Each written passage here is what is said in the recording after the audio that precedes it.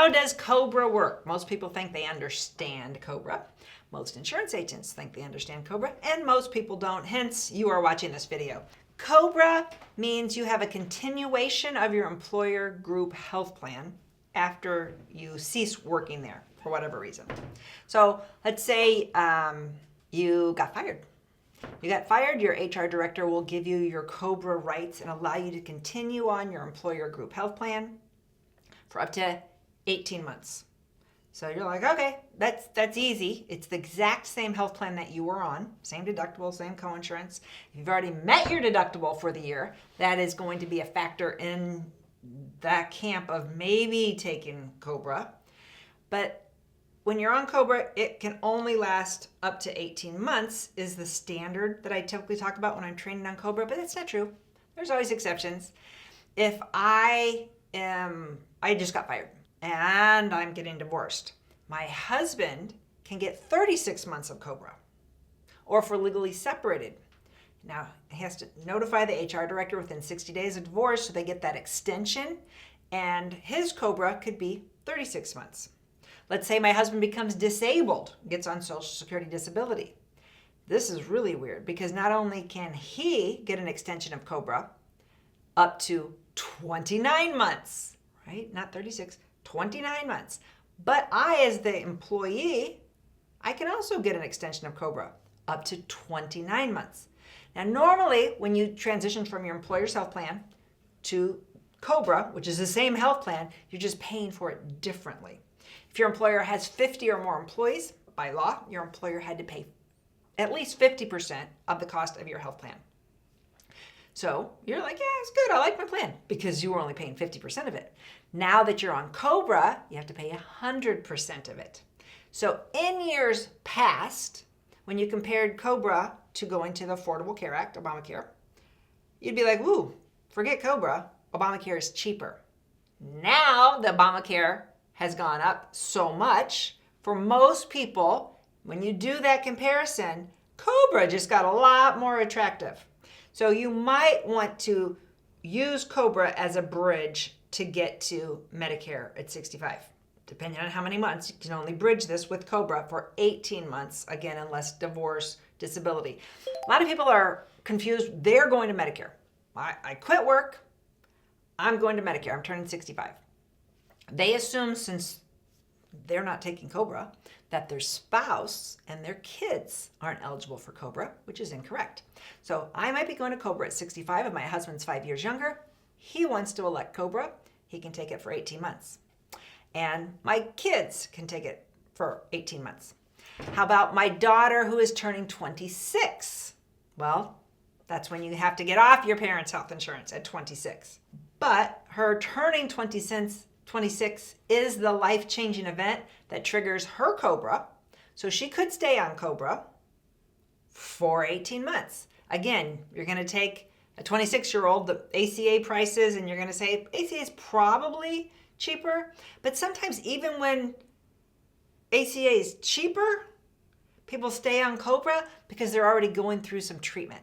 They're already knee-deep in it, and they don't want to rock the boat at all. And I appreciate that, right? Sometimes money's so tight, it doesn't matter, that it makes things more complicated. They're dealing with big monthly numbers here.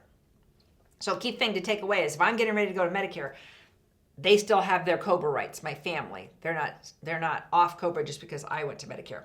Now going to Medicare is its own problem on COBRA because a lot of people say, well, I can have COBRA for 18 months. I'll just wait and then I'll get Medicare. COBRA is secondary to Medicare if you are 65, if you're eligible for Medicare. So a lot of people make this mistake, and HR directors feed into this mistake all the time. They say, you got to take COBRA, or you should take COBRA. They don't understand that it's secondary to Medicare, meaning if I am 65, I retired yesterday, I decided I'm going to take COBRA for 6 months and then start Medicare 6 months from now, for whatever reason. A lot of times people do that because they think they have to take COBRA for their spouse to have COBRA. So I go on to COBRA and I have a heart attack. COBRA pays 20%. Medicare would have been primary. I didn't have Medicare, so I get to pay that. So if you're 65 or older and eligible for Medicare, you typically don't want COBRA. you just want to decline COBRA and go straight to Medicare.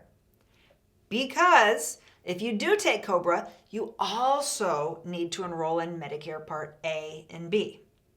And your Part B could be $200-ish a month, or it could be a lot higher depending on if your spouse is working and if we're triggering IRMA and all these things. So there's so many factors that are going into your determination when you lose your job, when you retire, and are offered COBRA. Now, if you have a small employer, COBRA is not even on the table, right? But for most people that get their health insurance through work, they have some idea that COBRA, and it's the Consolidated Omnibus Bill, you don't care about the names. What you just need to know is COBRA is an extension of the exact health plan you have through your employer for a period of time.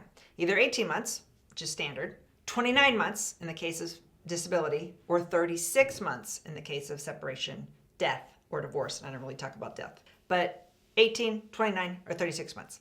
If you have disability, you have to pay 150% of the cost of COBRA.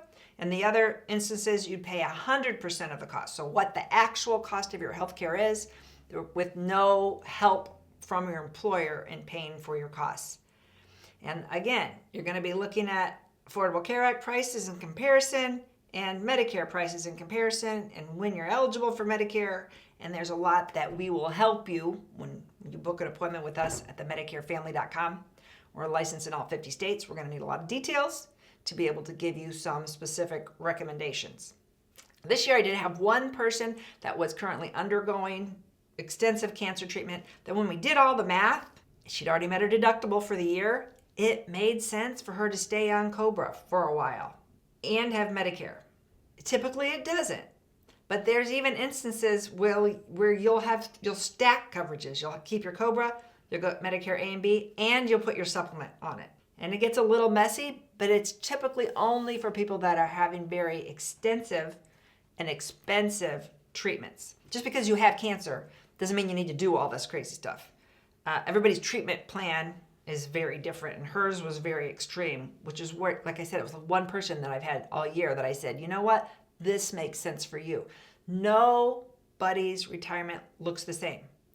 You got to get that out of your head. Everybody's different.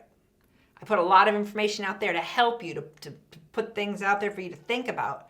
But really, you need to work with somebody one-on-one, either us about your Medicare or financial planner or estate planning attorney. The different professionals are going to help you put this retirement picture together. One-on-one about your specific health, budget, goals, state laws. There's so many specific things that we need to talk to you about. If you enjoyed this video, I would appreciate it if you would give me a follow, like, share all the stuff that makes the algorithms show other retirees that I'm talking about things that can help you when you get ready for retirement. Thanks for watching. If you like this video, you might really like this video. Check it out. And we'd appreciate if you subscribe to our channel so you never miss a great video. We put out one every week. Check in the description below this video for a link to our cheat sheet on Social Security and Medicare. And you can also give us a comment. If you have a specific question, always feel free to call us or email us at the Medicare Family.